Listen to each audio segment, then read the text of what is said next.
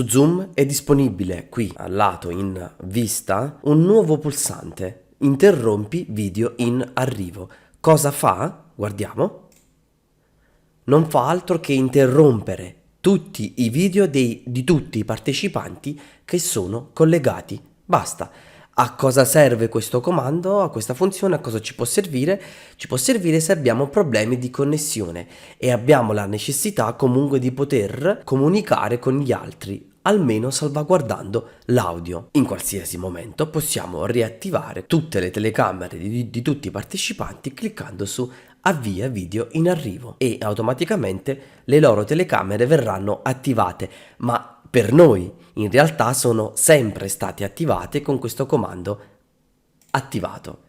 Noi le vediamo spente, ma loro continuano ad averle accese, attivate. Infatti, come potete osservare dal mio dispositivo mobile, le due telecamere sono attivate, dal PC sono disattivate. Lo stesso comando si può attivare anche dal nostro smartphone. Basta andare su altro, su un dispositivo Android, su iPhone più o meno la procedura è simile, impostazioni della riunione e interrompi video in arrivo. Avremo lo stesso risultato che abbiamo avuto sul computer.